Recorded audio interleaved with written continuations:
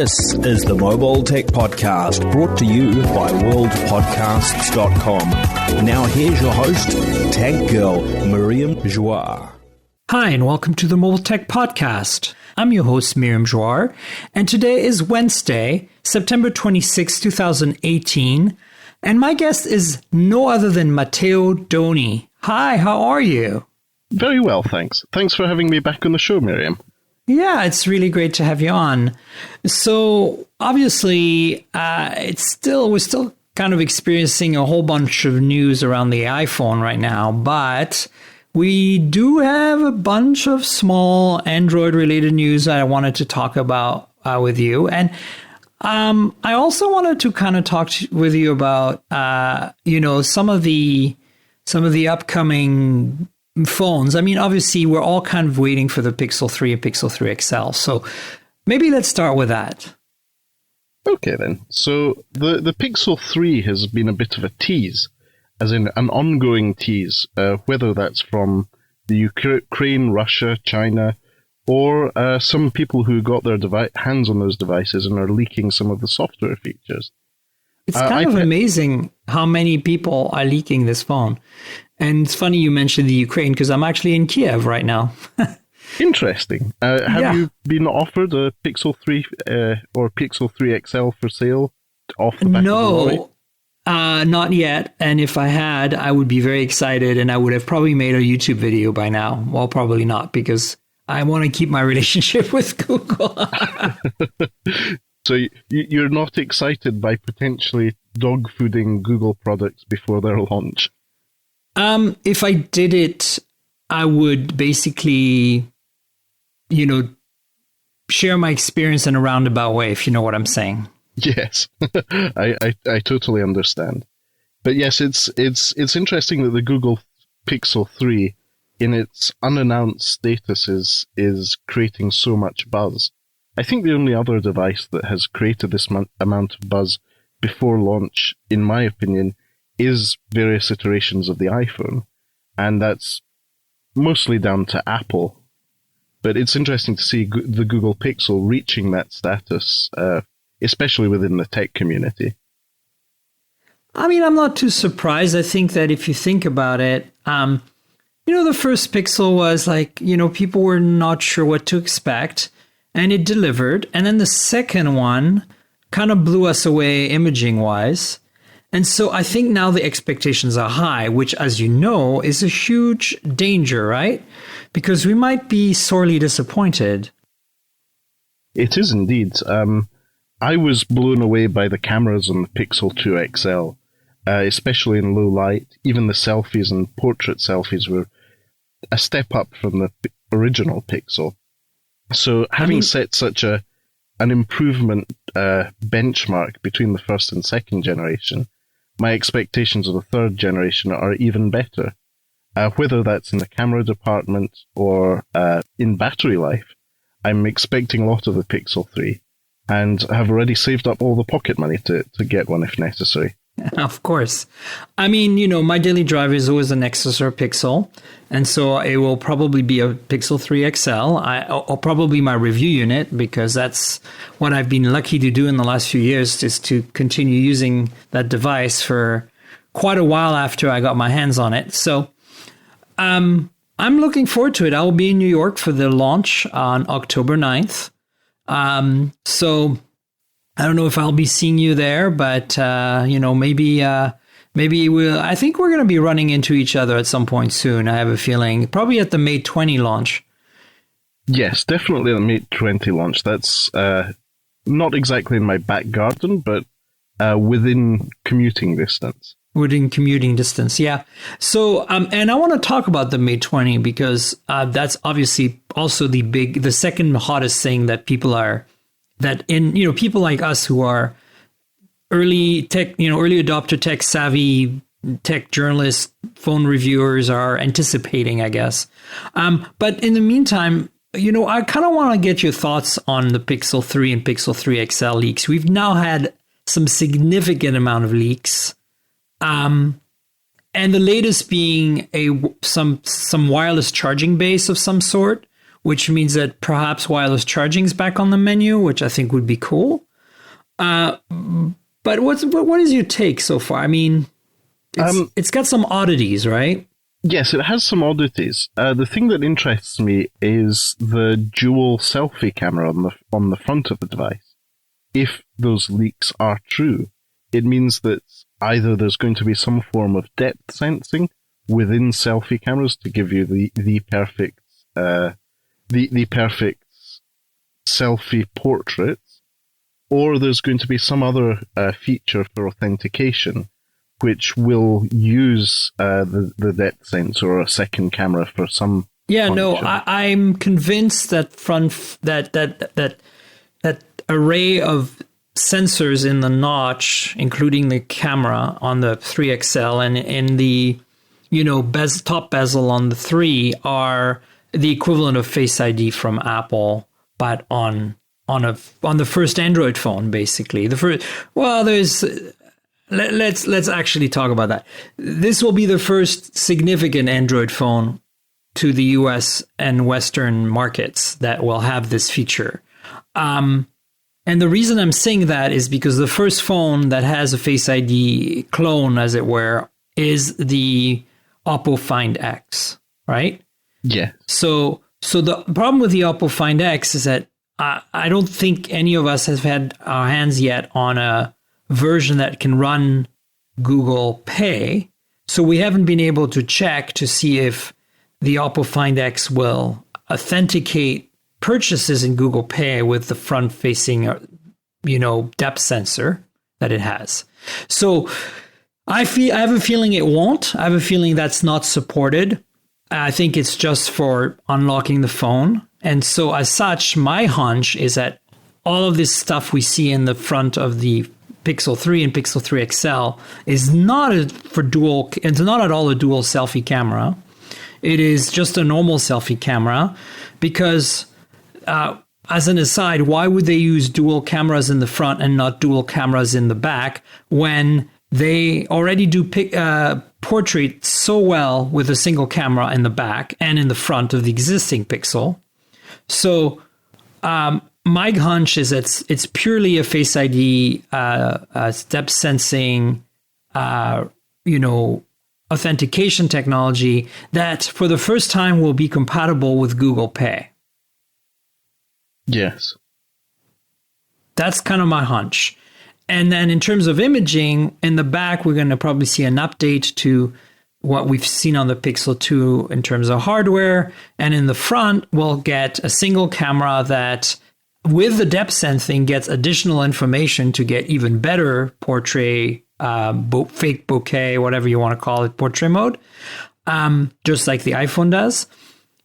But I have a feeling that, I'm not expecting the Pixel 3 and Pixel 3 XL imaging hardware, other than this Face ID clone, to be much better than what we have today. I expect the software to take a leap forward because the number crunching that the Snapdragon 845 allows is more significant than what the 835 allows. And we've seen what Google can do on the 835.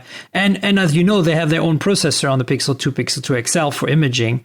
So maybe it's the next generation version of this processor. So I expect us to see a huge improvement in imaging, as we've seen every time there's a Pixel, but really driven by the software, by computational photography. Yes, that sounds pretty much right to me. It's without having any confirmation from Google, it's difficult to see, but the rumored or leaked devices we've seen in the media are indicating to a much more complex front-facing imaging solution, and how that will be used might be the big surprise at the unveiling in New York. Absolutely. And I mean, it's about time somebody doesn't just replicate or imitate or, copy the Face ID technology from Apple, but actually gives us the same functionality, which is payment, full secure authentication, none of this half-baked, we've added Face ID, but, don't really rely on it for super security stuff, Yes. And that'll be refreshing, right? I'm hoping that that will excuse the Pixel 3 XL, at least the XL, from having such a horrendously large and deformed notch on its front, right? Because that's obviously been something I've discussed on the show before, but everybody's kind of horrified by the industrial design of this thing. And rightfully so. I think it's kind of ugly, but I'm sure that that'll be the least of our worries, because I think we will be wowed by the rest of it. And, you know, as I said, obviously we expect a Snapdragon 845. I'm hoping to see a bit more RAM, although the rumors have been it's only 4 gigs. 6 would be nice, Google. Okay. Don't cheap out on RAM. I mean, remember when the Nexus 5X came out and it only had 2 gigs of RAM? Yes. It was a nightmare. That phone could have potentially been a great phone, but it was totally limited by its RAM and its processor, the 808. I think that's a testament to maybe the engineering culture at Google, where they pride themselves in efficient and effective engineering, which doesn't require a lot of resources. When creating these products, they think they want to set an example for the industry and say, you don't need to have 6 or 8 gigabytes of RAM. My Pixel 2 XL, I haven't noticed any slowdowns despite it only having 4 gigabytes of RAM. And that's maybe why Google are doing that, is they want to try and rein in this craziness of 8 gigabyte RAM phones, which most people will just use to run Facebook, WhatsApp, and browse the web. So they want to, in a way, set some constraints. I don't fully agree with you there. I do feel that the phones I have that have more than 4 gigs of RAM perform better than my Pixel 2 XL. My Pixel 2 XL now, after almost 12 months of continuous use, has slowed down, you know, not drastically, and it's not unacceptable, but it's there, you know? And I don't feel that it's living up to my expectations anymore. And I'm not worried about it because I'm getting a new phone on October 9th, basically, right? So, but like, I'm not seeing these slowdowns on Huawei phones. I'm not seeing these slowdowns on OnePlus phones. So I don't know if it's RAM or not, but I want more than 4 gigs of RAM. I don't want 8, but I want 6. I expect at least the 3XL to have 6. And you can argue that, yes, they're trying to be efficient, and generally they are shipping very clean versions of Android, but so is OnePlus, and they still make a phone that costs $530 and has 8 gigs of RAM. Yes, and the OnePlus 6 is an excellent device. It's a great phone. It would be interesting to see how and if that changes with the rumored OnePlus 6T, which yes, has been leaked as well quite a lot in the media. It's definitely been leaked to death, and I've covered it extensively so far. The latest leaks are that there is going to be, and the launch is going to be happening on October 17th. And so I'm not sure. I need to kind of go through my notes really quickly to remember what exactly I was reading about there. But, you know, I'm not surprised. There's been enough leaks now that we knew it was coming soon. To summarize the leaks, it has a teardrop-shaped notch, which is very small, very similar to what we've seen on the Oppo R17 and a bunch of other F9 and a bunch of other phones from China.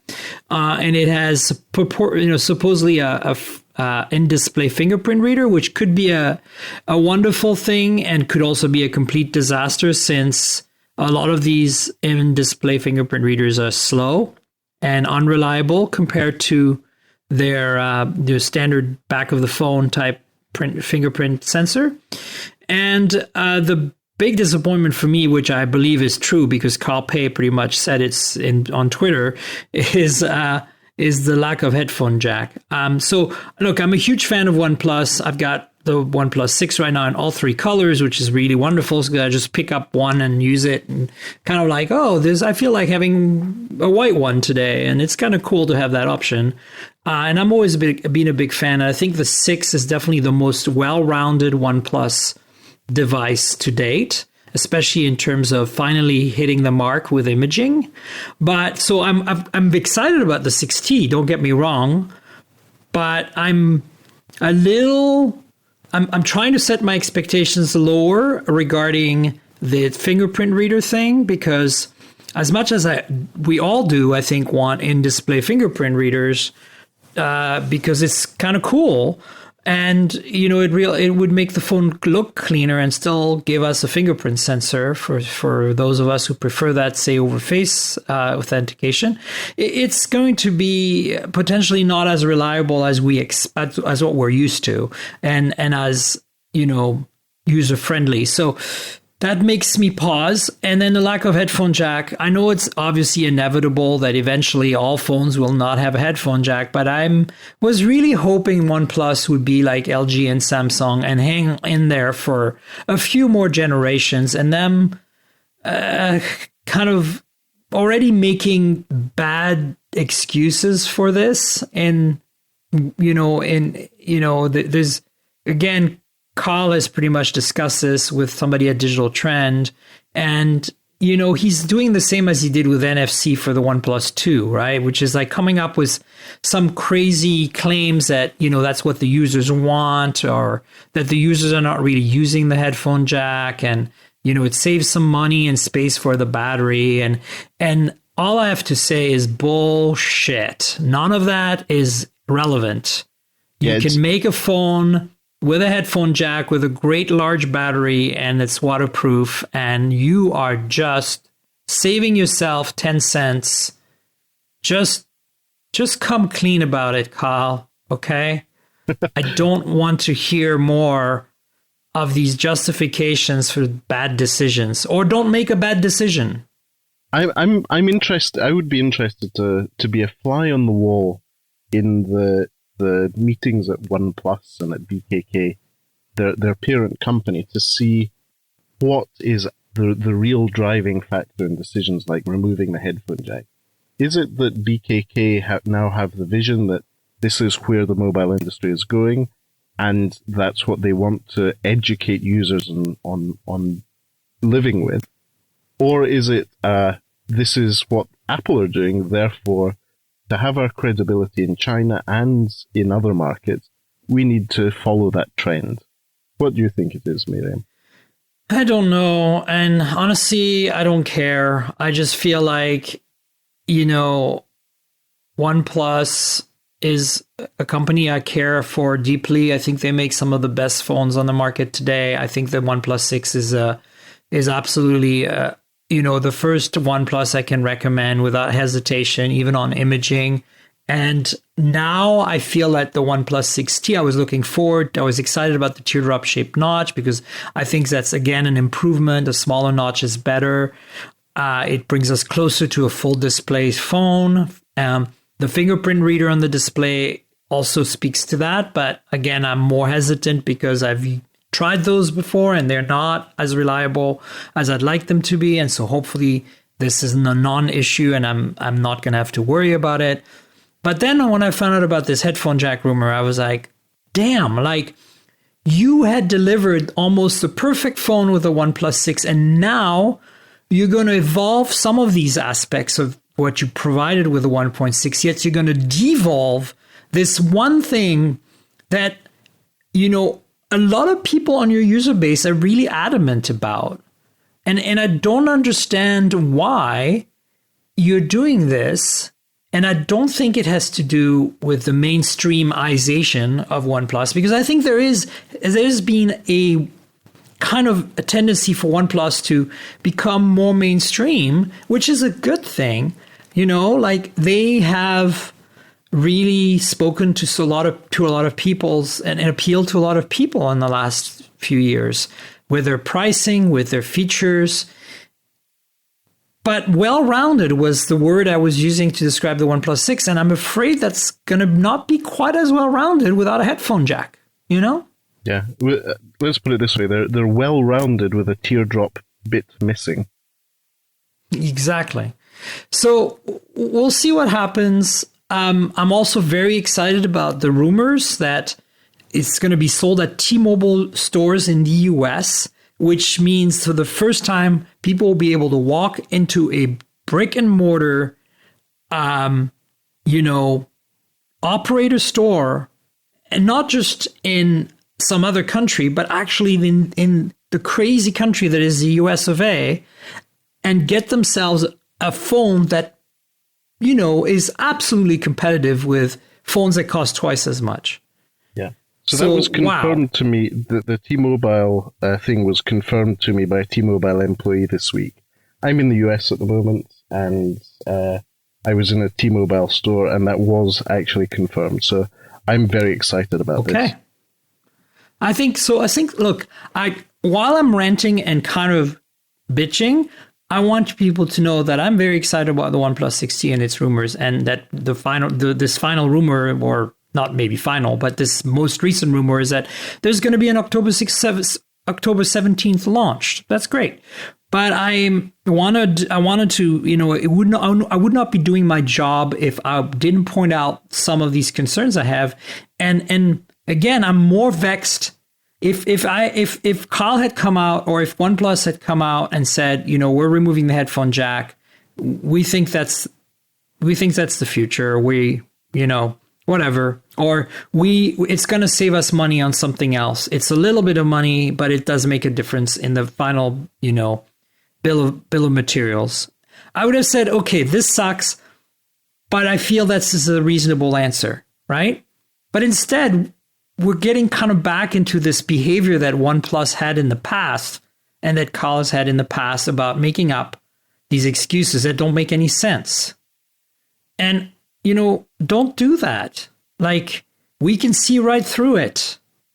I don't think it's right. I don't think it's good for your intended audience, even though your intended audience is no longer just tech-savvy early adopters, but you still have a lot of those on board. So that is my gripe. That is my rant for the day. Well, to be fair, Carl does have a bit of a philosopher's personality in the industry, and I think that he sometimes can overthink things.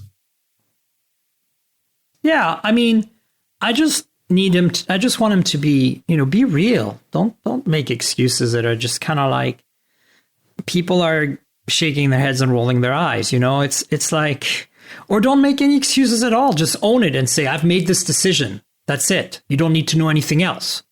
I mean, that's how Steve Jobs used to do things. Yes. Did we like it? No. Did we eventually accept it? Yeah. I just, to me, it's kind of fake, and I don't like fakeness.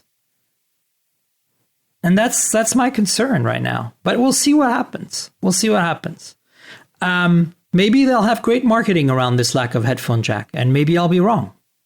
Yes. I mean, I know that I'm still going to be right insofar that I have an opinion, which is that all phones should have a headphone jack, especially one that has a really good DAC and headphone amp behind it, like LG is doing. Samsung's not too shabby either in their performance audio-wise. Huawei on the phones that have a headphone jack is also pretty high in terms of audio performance. HTC used to before they dropped the headphone jack. So, and I have to say the OnePlus 6, once you turn on that high quality mode that's hidden in the menus, sounds absolutely exquisite through the headphone jack. So this is why I'm so upset about it, Yeah. No, I understand. I personally think that the 3.5mm headphone jack, also known as the Courage port, is something that should be kept on. It's an industry standard. There are a lot of accessibility issues around that headphone jack, which for some people using VoiceOver or on Apple's operating system or the TalkBack stack on the Android operating system do rely on. It's one of those things. Until USB-C wired headphones become a standard, it's not something that can be overlooked by many. Yeah, no, absolutely. So I want to switch gears a little bit and talk about these Mate 20 rumors. But before we do that, and they're not really rumors. They're at this point, they're just leaks because this thing is coming out in London on October, whatever it is, 16th, I think, something like that. I'll be there. You'll be there. I'm super looking forward to it. The P20, P20 Pro have been phenomenal phones. The P20 Pro has been my camera go-to phone for the last 6 months, and I took it to Burning Man, and the pictures it took are just out of this world. You can see a link to those pictures in one of the previous episodes of the show. I saw those pictures, and again, I myself, alongside my Pixel 2 XL, carry a Huawei P20 Pro. For those moments I can take a bit more time to take pictures.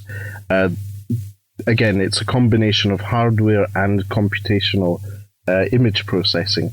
The P20 Pro is still my favorite camera phone for those times that I can take a little bit more effort and time to compose a picture. Absolutely. And so the Mate 20 just promises to deliver more of that. So I'm, of course, excited. But before we get into the leaks, I wanted to kind of get your thoughts on the Mate 20 Lite, which was announced at IFA. And apparently you have a device.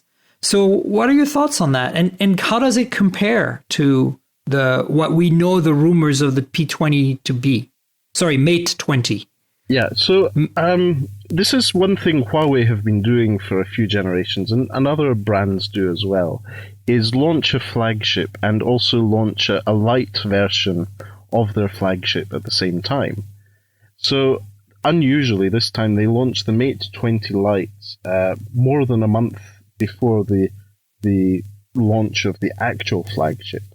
And I like to think of this as a 6.3-inch tease. They're essentially teasing us with what it could look like and what it could do in the budget segment, and they're really getting us a bit excited about it. So, as I mentioned, it's a 6.3-inch Full HD Plus display. It has a notch. The fingerprint scanner is on the back rather than on the front, as with the Huawei P20 Pro. And for a mid-range device, it punches well above its price tag. I say it's what is the mid-range. price tag? Is it cheaper or more expensive than some of the Honor phones that have like Kirin 970s? This is in pretty much the same price range as the Honor 10, the smaller one. Okay. That means that it's £400 in the UK. That works out at close to $500 in the US. And for that you get a bigger device. It's a 6.3-inch device with a 3,750 milliamp hour battery, which performs very well, also down to the fact that it has a new Huawei Kirin chipset. It isn't the flagship Kirin 980 that we're going to see in the Mate 20 Pro. This is a mid-range chipset, which is the Kirin 710, which is a new 12-nanometer chipset, which, in my experience, performs very, very well. I haven't noticed any lags or slowdowns, even playing some games like Goat Simulator. And when it comes to photography, it has many of the Huawei P20 Pro's bells and whistles in terms of AI recognition and scene setting. So it can do the 22 different scene recognitions. It can do night mode, but not the handheld night mode. I was going to say not the handheld, right? You know, honestly, I heard, was it you who was telling me this? Somebody was telling me that the Honor 10 was receiving an update that supported the handheld night mode. I have not seen that update yet. Yes, so I have seen that update, and it works very well. Obviously not as well as on the P20 Pro, because the image sensors and the hardware aren't as good. But in terms of, for most users, it's more than enough to take a handheld, low-light, 4-second exposure picture. So yeah. But I haven't seen that update yet, so I'm really waiting with bated breath because the Honor 10 is a phenomenal phone, other than two things really, and that's the front, that ultrasonic fingerprint reader under the display glass in the front is terrible. It just doesn't work for me. I've re-registered my fingers so many times, and I cannot use that sensor. That's really interesting. So that works fine for me. My only gripe about that is that it doesn't have anything surrounding it, so you can't have that tactile finding it. But for me, it just doesn't work. Like I unlock my Honor 10 through Face Unlock most of the time because I've got both registered fingerprints and the face, and it picks up my face and unlocks. And I've been, like I can feel it like rejecting my thumb. Both thumbs, it just doesn't like them, and I'm carefully centering. I'm holding it down and trying no pressure, little pressure, lots of pressure, and it just does. I've tried registering, re-registering, it's just not working, and that's the problem that a lot of people experience with in-display fingerprint readers, which the Honor 10 does not have. It's below the display, under the same glass as the display. As you said, there's no recessed area for it. But it is unlike the fingerprint readers on all the other Honor and Huawei phones. It's not a capacitive sensor. It's ultrasonic, and that's also what's used in a lot of the fingerprint under display fingerprint sensors. They're ultrasonic. So I'm a little concerned that I'm going to have some issues with the first time I use a phone that has an ultrasonic under the display sensor, because it's just not working. And then my other gripe about the Honor 10 is and this is also a gripe I have with Honor Play, is terrible vibration motor. Yes, the haptic feedback it's both laggy and not powerful enough. It feels like a cheap vibration motor from like a Motorola from 1995. It's weird, and I don't understand why they're cheaping out on that. Like, how hard can it be to source a vibration motor? I'm not talking about a Taptic engine, a linear motor, or anything like what LG and the Pixel 2 XL and what Apple is doing. I'm talking about like, just give us something that what you have in the P20 Pro. Like, it's decent. It's not great, but it's fine. Like, why did you the only other phones I know that have such a terrible vibration motor are, and this is really like, this is going to go really low here, are the cheap Alcatels. And like on a cheap Alcatel, phones. that you can't really complain because of the price points they're hitting. Correct.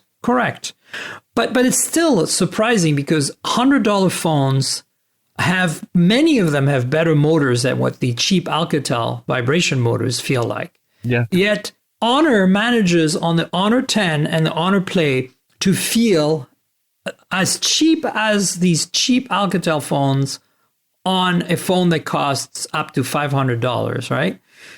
Wow. I don't know how they failed at that. Interesting. Do you use haptic feedback in the keyboards when typing? Correct. Yes. Okay. So that's something that I don't do. That's one thing I turn off because it just annoys me. So that's probably why I don't feel so strongly about the haptic engines in the Honor phones. But it's only those two. Every other Honor phone I have, even cheaper ones than those two, have no issues with a haptic motor or their vibration motor. They feel okay, but nothing great, but not terrible like that. Like I have, trying to think, the Honor 7X, the Honor View 10, the Honor 8 Lite, I want to say. All of these are recent phones that I have from Honor that at least came out in the last year, and all of them have decent vibration motors. But the Honor 10 and the Honor Play are like, ooh, really bad. Or it's the Honor 9 Lite, sorry, not Honor 10, not Honor 8 Lite, 9 Lite. Anyway, the point is, that's the only two gripes I have with the Honor 10. But back to what we were talking about, which is the Mate 20 Lite, right? Yeah. I keep saying P20 Lite. Sorry, I mean the Mate 20 Lite is what we're talking about. So the Mate 20 Lite overall is a mid-range device, priced slightly higher than some other ones, that uses the Mate branding. But this is just for the tech enthusiast, tech journalist. This is just a teaser of what's to come. If you're a shopper out there in the market for a smartphone, this may be a good solution if you don't really need that super high-end camera, if you don't really need the super high-end chipset, but you want a nice, good-looking device with a glass back and a notch. The Mate 20 Lite may be a good device for you. And I can totally see why Huawei are doing it. Huawei spends literally billions of dollars in marketing. Their Mate brand is something that they're increasing their marketing spend on. They just essentially want to be able to capitalize on that a little bit more with a mid-range device that satisfies the needs of both retailers and networks and users' needs of something that's slightly more flashy than an Honor device and has that Huawei brand, which is growing in global markets, apart from in the US, sadly. Yeah, clearly. No, it's interesting. I mean, obviously, the Honor 10 is a smaller phone compared to the Mate 20 Lite, which has a much larger screen. But the Honor Play is that's my question to you is, I understand that obviously the Honor Play has an aluminum back, not a glass back, and it's not as premium. It's not perceived to be, the brand is not perceived to be as premium as Huawei's brand. But the Honor Play is an interesting phone. I've been reviewing it for the last week or two now. And, other than, of course, they made some compromises in the camera, mostly in the sensor and lens to meet the price point, it is kind of an amazing phone for the money. Yes. The display is really great. It's a Kirin 970, which is what you find the P20 Pro Honor 10. And it's a $300 phone. So why would you pick, other than the camera, maybe, is the camera on the Mate 20 Lite better than the camera on the Honor Play? That's the question I would ask myself. Yes, it is. So okay. Out of my personal experience with the Honor Play and the Mate 20 Lite, I can confirm the camera on the Mate 20 Lite is much better. It's a 20 megapixel sensor with a 2 megapixel depth sensor, so a dual camera, but one of them's just a depth sensor. But that 20 megapixel sensor is much better and performs much better in low light. So I believe it's an f/1.8. Let me confirm that. Oh yeah, that makes a lot of sense. So it is a better camera. That's one of the reasons. Also, the Honor Play is obviously, the secret's in the name. It's aimed at people who want to do a bit more gaming. That's why it has that Kirin 970 chipset. That's the last year's or this year's flagship chipset from Huawei. And that's ideal for gaming. Whereas Mate 20 Lite is more for your average consumer who don't do that gaming. Therefore, that Kirin 710 chipset makes complete sense in this context because it's a chipset which is fine for those of them using their preferred social media or messaging platform. Absolutely, bit of photography. They don't need the gaming side of things. And I think that's where the Mate 20 Lite trumps the Honor Play is also in battery life. The battery life on the Mate 20 Lite, in my experience, is better than on the Honor Play. Yeah. That makes sense, yeah. I'm pretty impressed with the Honor Play overall. Even the camera, even though it's clearly been downsized in performance, is not terrible at all. It's clearly not as good as the Honor 10 or the other some of the other phones from Honor and Huawei, right? But you expect that at $300, but it's still a lot of people are saying, "Oh, it's terrible," and I'm like, "No, it's not. It's not a terrible camera. It's just kind of scrapes by and manages a decent level of performance. It does have the AI features, but it's suffering from mostly an f/2.2 lens. The f/1.8 lens on the Mate 20 Lite is probably the same lens that's in the Honor 10, right? The Honor 10 is a f of 1.8, I believe. Let me check on that. Not sure anymore. Yeah. But the Honor 10 is actually, the camera on the Honor 10 is not that bad. It's not that much of a downgrade from it's actually not that much of a downgrade from the P20, to be honest with you. And I think the reason for that is that maybe the hardware is not as good, but the secret sauce is in the MUI software, Huawei's software, and how it handles the cameras. Yeah, see, it's two f/1.8 cameras on the Honor 10. One is 16 and one is 24 black and white. So you get the pure black and white mode on the Honor 10, whereas you don't get that on the Mate 20 Lite. Because the main sensor is 20, but then you get that 2 megapixel depth assist sensor, right? So to me, I mean, at that price point, so here's a question, and we've addressed the Mate 20 Lite versus Honor Play because they match in terms of screen size. But now let's say screen size doesn't matter to you, and you're trying to get a well-rounded overall phone. Would you pick the Mate 20 Lite versus the Honor 10? Is my question. In terms of all-rounded, I would personally prefer the Mate 20 Lite. And my reason for that is I'm not a gamer. That's not my core way of using phones. I'm mainly social media and photography. With the Honor 10, just as with other Huawei devices, you do need to spend a little bit more time making an effort to compose your shots and make sure the AI isn't freaking out. Oh, I turn off the AI on these phones. You know that? I never use the AI. I think it sucks. I think the only camera AI that I think is worthy of my attention and love is Google's. Yes.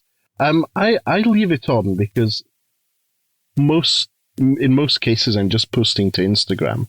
And for most people, the output is punchy and people like it.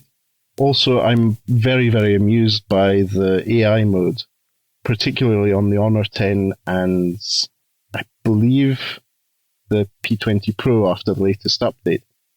My two cats just freak out the AI mode, and it recognizes them as pandas. Pandas? So it has a mode for pandas? Yes. So that was one of the biggest things about the Honor 10 launch. So some of our friends, such as Peter Holden from Talk Android, Alex Doby from Android Central, and Andy Boxall and I were sitting in a row in front of some German journalists. And one of the German lady journalists, the moment they announced Panda mode for the Honor 10, went on a German rant which ended with something which I don't know if is safe for the Mobile Tech podcast. We might be able to. Oh, it's okay. I will make it beep if it's not. Go for it. So she went into this German rant that ended with the word "da fuck," and we were very amused by that. That is awesome. But when George Zhao announced that, he was very, very proud of Panda mode.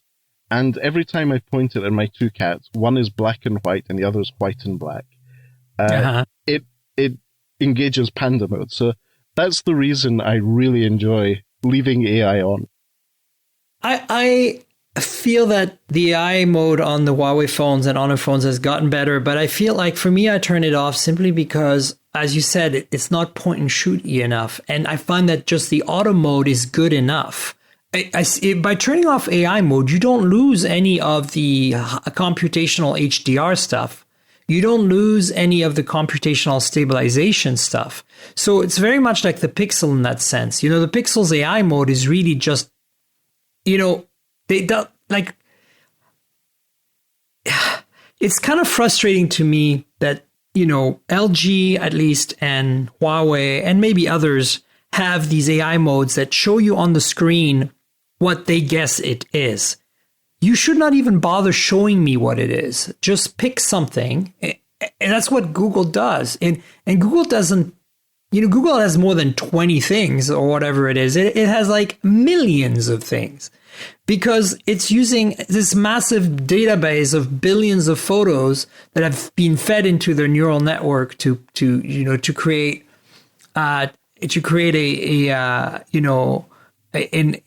machine learning algorithm that can be used. So that is why the Pixel is so good, right? Most of the computational power is used for, some crazy HDR stuff and some crazy stabilization stuff. And then the other is to kind of optimize some of the, camera settings like exposure, saturation, all these things to kind of like, that are best suited for what the AI recognizes. But I think because it has such a larger database of object, it does, and it's a much more accurate recognition, it does a much better job. So to me, I wish that LG and Huawei didn't display at all what the AI has picked and just would, get more accurate and better results and have more than whatever it is, 20, modes that it picks from. You know what I'm saying? Yes. But then again, whereas with Google, the sort of people who buy a Google Pixel probably know that that's happening in the background. I think LG and Huawei need to, in a way, educate their users to let them know that that's what they're doing. It's a selling point for them. It's continuous marketing after purchase to convince them that it's... But it's not good enough. Like, it doesn't really do anything for you. Like, you're better off leaving in auto mode and actually benefiting from the real computational prowess, which is HDR and stabilization. And then, that's what I do. That's why my P20 Pro pictures look so awesome, is because I don't actually use the AI mode. Yeah. In my opinion. And I shoot just as fast because I don't have to wait for it to figure out what the hell it thinks it is. And that's the other thing. Why does it even have to wait? Like, Pixel doesn't wait. It just takes the photo, then it processes the image after the fact. Yeah. I think it's probably just a different approach to it. Huawei and LG probably want to do that computation beforehand, and then the picture is immediately available. It doesn't take as long to process afterwards. Where I have noticed on my Pixel 2 XL, if I take a succession of pictures, not in burst mode, but it does take a few seconds for it to then process the image after the fact. So I suppose it's a different setting approach to processing and post-processing. No, I get that. Yeah. So it's two different approaches to it. I would say it's very subjective on if you like it or not. But one thing is for sure, the average consumer going out and buying a phone from here on in will get all the benefits of this in the long run. All of them are working on improving that AI. They are getting better data sets. The improvement of smartphone camera photography is continuing at pace, and I'm all for it. Bring it on. More of that. Please. Yeah, no, absolutely. Absolutely. I'm all for it as well. I think it's marvelous. So I want to let's cover quickly these rumors about the Huawei Mate 20 Pro. There's also rumors about the Huawei Mate 20 that we can discuss, but basically there are leaked photos of the phone, and they show more than ever what the Pro is going to look like, with that square camera pod in the back and the four, one is flash and the other three lenses. Kind of four corners of the pod have little circles in them. And then you've got this big notch in the front, which is rumored, just like the Pixel 3 XL, to contain a proper depth sensing, very accurate face recognition system for authentication. So it might be that the Mate 20 is the second phone, or the 20 Pro at least, is the second phone with support in Android for a face authentication for purchases in Google Pay. We'll see how it goes. I'd be very interested to see if that's the case. Yes. Any thoughts on that? I'm excited about this in much in the same way I was about the the Pixel 3 XL rumors. Again, without having more details on how that notch and that combination of sensors is going to be used, we're doing a bit of guesswork here. Of course, but that's good news that we're looking at a new form of authentication and sensing from the devices from the front, looking at the screen, and also that the combination of cameras on the back, having the 3 cameras and the LED flash together, to me is interesting. It's a different way of it's going to be a unique look. Design. Yeah, you'll be able to recognize this phone in a crowd. So it's interesting because the back also doesn't have a fingerprint sensor, which means, and neither does the front, unlike the P20 and P20 Pro. So it looks like we might have a in-display fingerprint reader on this phone. And I think that would be very interesting because the OnePlus 6T obviously is also rumored to have an in-display fingerprint reader. And so in addition to the biometric, face identification, face authentication, we're going to have potentially a second way to authenticate. But then there's also the option that maybe Huawei is going to pull what Apple did with the iPhone 10 and 10s and 10R and 10s Max. Oh my God, these names. But basically not have a fingerprint reader at all. Yeah. Thoughts on that? From the rumors, that may be true. But then again, from the screenshots, we can't see if there's a side-mounted fingerprint sensor, as we've seen in the past on Sony phones or Meizu phones. So I'm pretty confident that's not going to happen. If you look at the power button on these photos, it's very skinny. It's red, which is cool because Huawei's done that before. And I don't think it protrudes enough and is big enough to hold that. In fact, if you look at the phone very carefully at these photos and I'll link to this article from Android Police, you'll see that I think the display is similar to the Galaxy display. It falls on the edges. It's curved on the edges.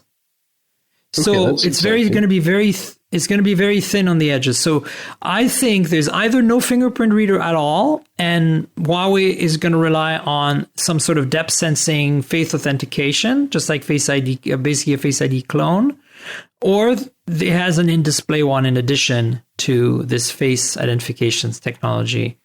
So we'll see. The other one that's interesting, and there's another link within this article that of a previous leak of the Mate 20 non-Pro photos. And the takeaway for me on looking at those is it's got a much smaller teardrop-shaped notch, similar to, again, what's rumored to appear on the OnePlus 6T. And then it has just a tiny amount of bezel on the bottom edge. But it's an OLED display this time on the non-Pro, which, as you know, the Mate 10 last year and the P20 non-Pro have IPS panels. And the other exciting thing is apparently the Mate 20 non-Pro retains the headphone jack. Ooh. Okay, that's interesting. To me, this makes the choice harder because you see, on one hand, I'm excited about the face authentication part on the Mate 20 Pro, but that's really the only thing I am excited about because camera-wise, they're going to be the same. So I'm not a big fan of the Galaxy-style display that falls on the edges like we see on the Note 9 and the Galaxy S9, which, by the way, the Note 9, I have a review in it and is an absolutely phenomenal phone. But you expect that because it's everything and the kitchen sink in $1,000+ phone. So this is just as an aside. But when I look at the P20 non-Pro, I like the simplicity. I like the fact that more of the screen covers the front. There's less bezel, at least top and bottom, and because there's a tiny teardrop notch instead of a larger notch. And it's also an OLED panel and has a headphone jack, and it has a fingerprint reader in the back. So, I don't know. It's like maybe they'll both be really cool in their own very own ways, Yeah. I wouldn't be surprised to make this be a challenge for consumers say, walking into a store to choose between the Pro and the standards Mate 20. But then Huawei are known to release one variant in specific markets and not in others, and vice versa. So it may be that in some markets, such as the UK, we will only see the Huawei Mate 20 Pro, whereas the Huawei Mate 20 may be only seen in markets such as France, Greece, Spain, and Portugal. So it will be an interesting thing. Sadly, it's unlikely to come to the US. Oh, yeah. I mean, neither of them are going to come to the US, but we'll be able to buy them from Amazon anyway, like we can today with the P20 and P20 Pro. So don't fear, don't worry. It's not ideal, but it'll happen. So anyway, I mean, I'm excited about this launch. I'm really looking forward to being in London. So these are the two big things for me that are coming that I'm super stoked about. The Pixel 3 and the Mate 20, Pixel 3 XL, Mate 20 Pro. Those two launch events. I'm also excited about the OnePlus 6T, despite the fact that, I've expressed my reservations. I want to kind of maybe end the show by talking about a couple of more things. One is a piece of news you brought to the table for the topics this week, which is that Nokia 7's Android P or Android 9 update is going to be delayed. Can you tell us more about that?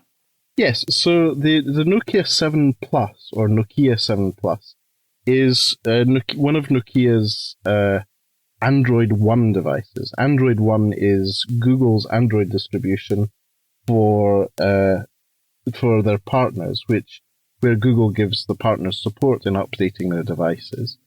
And the Nokia 7 Plus launched at MWC this year. I believe you've had hands-on time with it, and you quite enjoyed the device. Yes, I loved it, yeah. Most people refer to the Nokia 7 Plus as the Google Pixel 2 XL Mini, or budget, or Lite.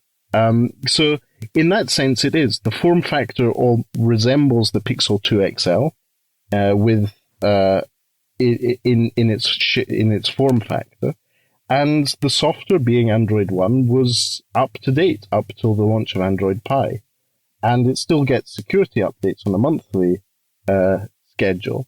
And it was expected to be one of the very first devices to get a full consumer-grade release of Android Pie after the Pixel devices, because it was part of the beta test program.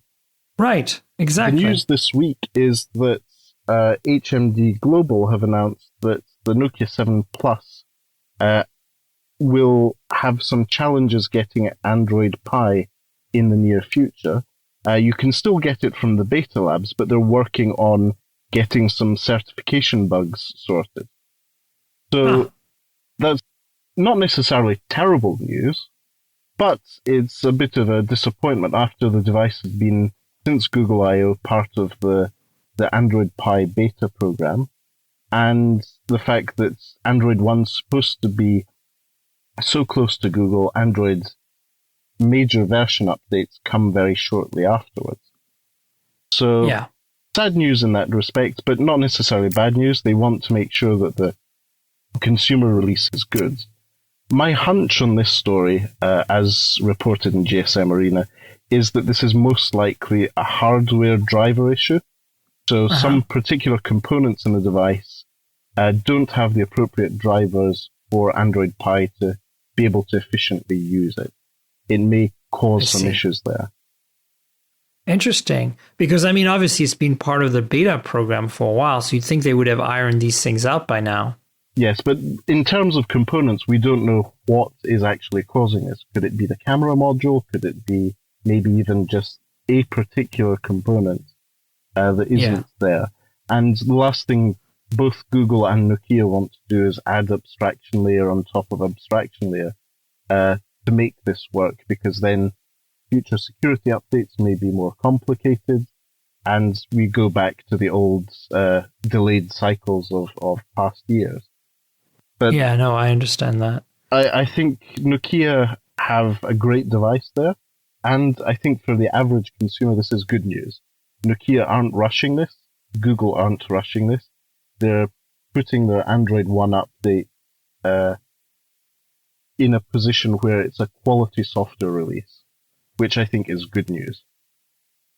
Yeah, no, I think, I'd rather have them do this right because, one of the promises, obviously, that Nokia has made, the new HMD owned Nokia, is that they are serious about, updates and all that. So I hope it's just not too long of a delay is basically what I'm saying.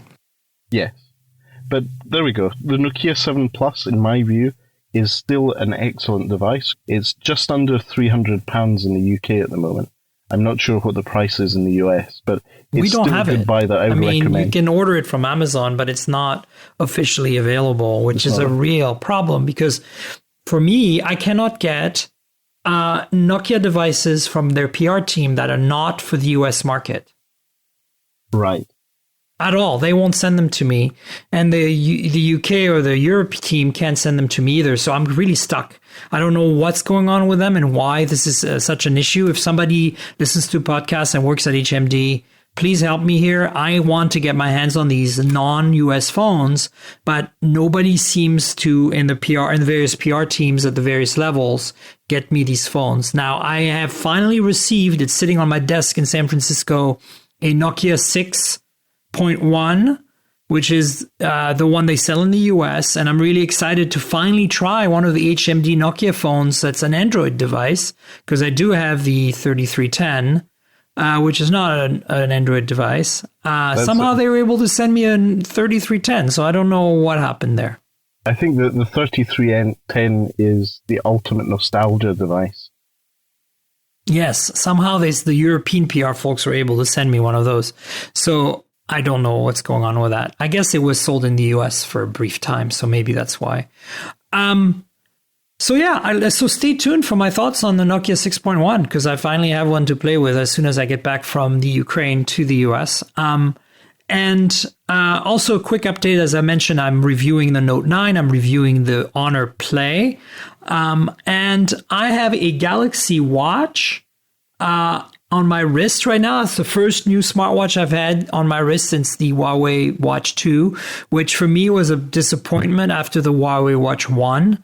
It's primarily because the Watch 1 was so sleek and had such a large display with no bezel. And the Watch 2 is just like a cheap-looking sports watch, especially with the plastic band that came with it, rubber band that came with it. So I immediately updated to a custom band, and it was a lot better. But the watch, the Galaxy Watch is a very elegant watch. I have the large one, which fits my large wrists really nicely. It does also come with a plastic band, which I would like to replace, but I unfortunately don't have any 22 millimeter bands right now floating around because all my watches are 20 millimeter. And so, but honestly, I'm really impressed with what Samsung's done with Tizen. And I'm really enjoying the Galaxy Watch. I'm surprised at how good it is. And it might be my favorite smartwatch of the moment, to be frank. That's interesting because it's what I've heard from everyone else who's using a Galaxy Watch at the moment. It has become the top one until we see a step up from Google and Qualcomm and all the vendors making the watches in terms of the new platform, the Qualcomm 3100s. Chipset. Yes, the Snapdragon Wear 3100. I didn't mention this, folks, but 2 weeks ago in San Francisco, Qualcomm had an event. I actually did a YouTube video. I will link to it in the show notes. And I was there for the announcement of this new chip called the Snapdragon Wear 3100, and I should mention it. So it's what's special about it is it's much more battery efficient because when you're not using it to interact with the watch, right now basically Android Wear Wear OS watches that are running Qualcomm chips are, and I think all the Wear OS watches that are running any chips, because there's the old Texas Instrument chips on the original Moto 360s. And then there is, I think, a few other MediaTek-based chips for running smartwatch Wear OS. all of these basically are like a miniaturized Android phone. The application processor, the AP, goes into a low power state when the watch is just displaying the time. If you have the always on time set, but it doesn't actually go to sleep, and it's still using a lot of power when it's really idling and not doing anything. So with the Snapdragon Wear 3100, there's basically a coprocessor based on Cortex M3 that's in there, and that basically the main AP, the application processor, is completely shut down and suspended. And then the coprocessor runs the show and has access to the display, which I think is really, really interesting. Yes, and this, in a way, reminds me of a very old Snapdragon chipset. The one in the original Nexus 7 had a coprocessor in the background to coordinate the quad-core processor's performance. That's right. Wait, that was an NVIDIA chipset at the time. Oh, that's right.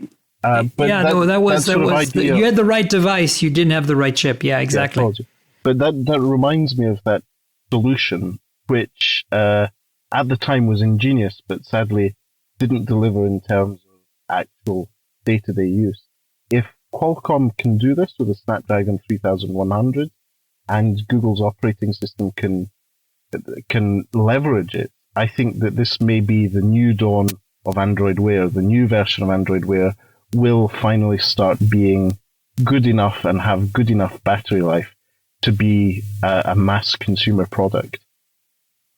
I'm hoping so. I'm a big fan of Android Wear or Wear OS, and I'm looking forward to a new watch running it. The Mont Blanc Summit 2 will be the first watch officially launched with the Snapdragon Wear 3100. And it looks pretty sexy. They had it at the event. They didn't let us handle it, though. So why wait and see? But for now, this Galaxy Watch is pretty awesome, and it's certainly holding me over until I get myself a Snapdragon Wear 3100 Wear OS device. And I'm looking forward to seeing if these claims that Qualcomm has that are insane. They have a claim of in coprocessor mode alone, you can go up to 30 days on a charge. That wouldn't surprise me, and that sounds excellent, and that's the sort of thing that will make it very usable by the average consumer. Of course, you would never use it in coprocessor mode for 30 days with the display turned off. But hey, the point is that I'm just saying that, say, you don't use your watch and you have it in display off mode, so that it only turns on when you do the gesture, you could potentially see a 4 to 5 day battery life out of a Wear OS device with this new chip. So that's what we're talking about here, more realistic. And that 30 day, don't quote me on that. I could be wrong. It was 2 weeks now. It could have been 20 days, but it was like a, oh my God, awful long time kind of reaction when they said the number. So that's kind of exciting. I'm excited about that. Yeah. That's great. I quickly want to give you folks that are listening a heads up that I also received. You saw that on my Instagram. I also received the Sony Mark III, the third version of their amazing noise canceling wireless headphones. The ones that basically have been systematically year after year, because every year they release a new Mark version. Mark III is where we're at now. They have systematically beating Bose at its own game. Bose has kind of been owning the noise canceling wired and wireless headphone market for a number of years now, because they have great expertise making noise canceling headsets for pilots, for commercial aviation, and probably for military aviation, I would assume. And Bose obviously makes audio products, and some of them are good, some of them not so good. I've never been a huge fan of the sound quality of their products, even though some of them are okay. But the Bose Quiet Comfort have generally not sounded great to me. I have to admit the noise cancelling has always been good, and the more recent wireless ones like the QC35 have been, well received.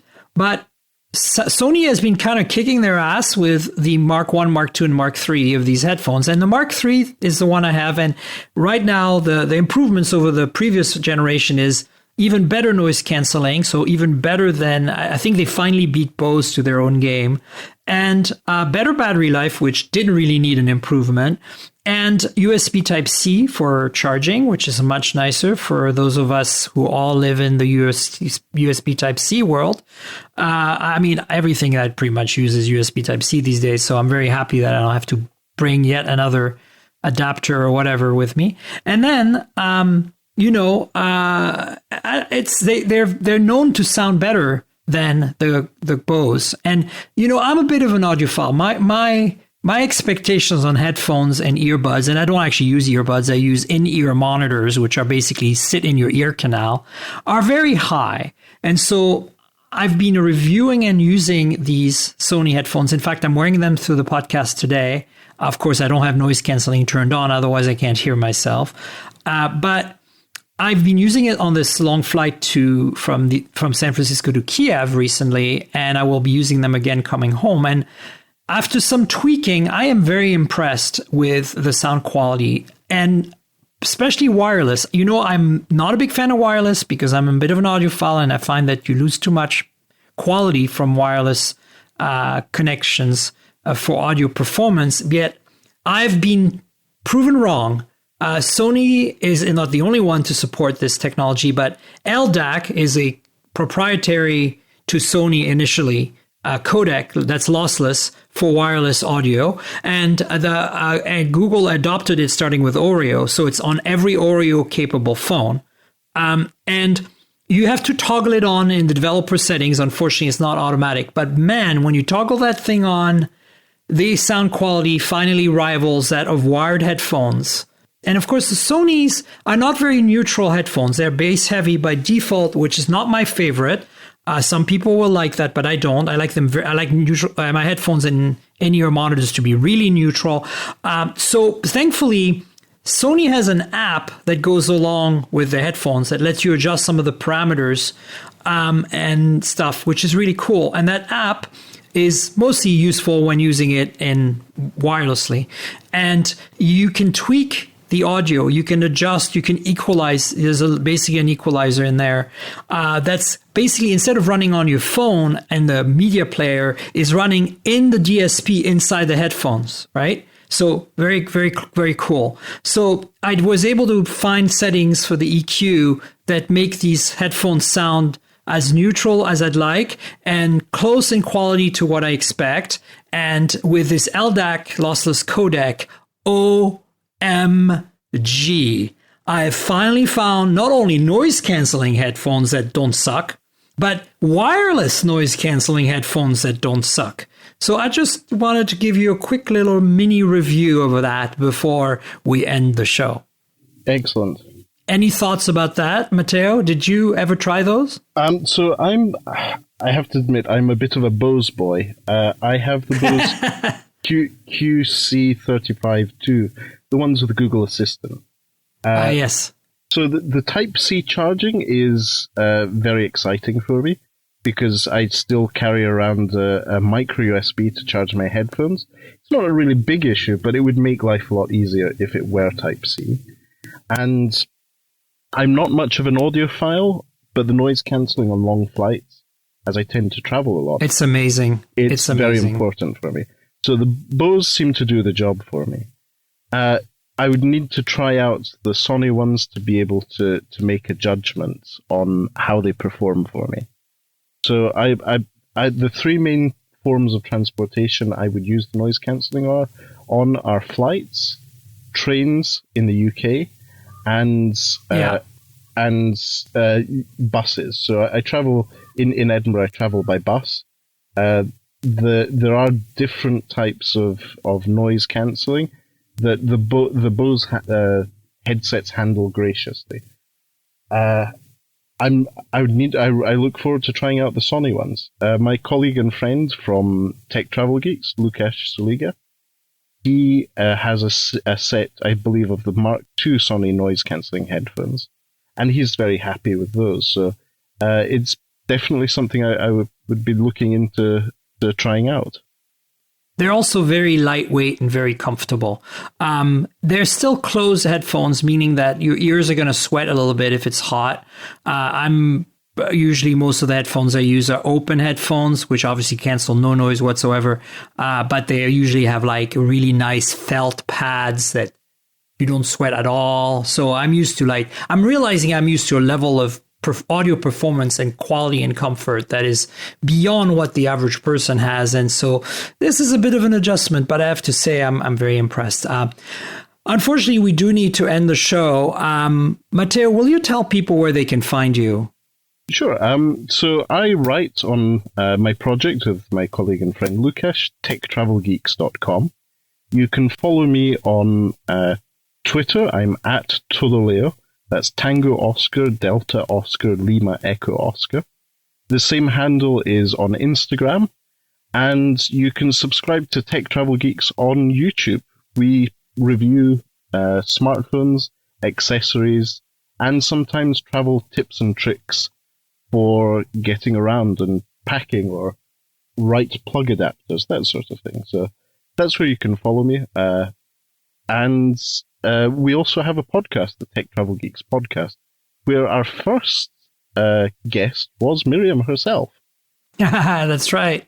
It's a great show. You should definitely check out the website too. Really, really good content there, Matteo. Thank you very much, Miriam. And thank you for having me back on the show. It's always a pleasure to chat to you. Absolutely, anytime. So you folks all know where to find me. I'm at Tankgirl on Twitter. That's TNKGRL, like Tank Girl, the comic book character without the vowels. That's also my handle on Instagram. I also have a YouTube channel, which is youtube.com/Miriam Joire. My full name spelled out, Miriam with a Y. And the channel is actually a complement to the podcast. I have unboxings, reviews, hands-ons on there that show you visually what these devices we discuss on the show look like. So subscribe, like the videos, check it out, tell your friends.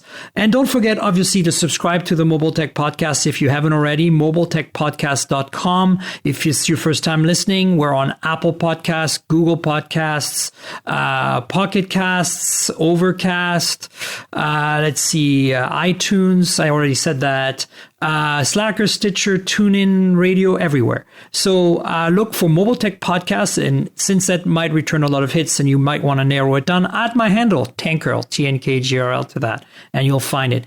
Please subscribe to the show, tell your friends, and I want to thank our sponsor, Audible.com. Audible is really the place to go for audiobooks these days, and they have a great selection and really great pricing, so go check out Audible. I have a link down in the show notes, audibletrial.com/mobiletech. That's audibletrial.com/mobiletech. Please click through and subscribe to Audible services that will help the podcast along. Thanks to Audible, and obviously thanks to Matteo for being on the show. That was really, really fun. Yes, that was great fun. Again, thank you for having me on the show. If you want to carry on the conversation, Twitter's the place to do it with me. Wonderful. All right, folks, we'll catch you next week with another show. Cheers. This has been the Mobile Tech Podcast with Tank Girl, proudly presented by worldpodcasts.com. You can visit us online at mobiletechpodcast.com.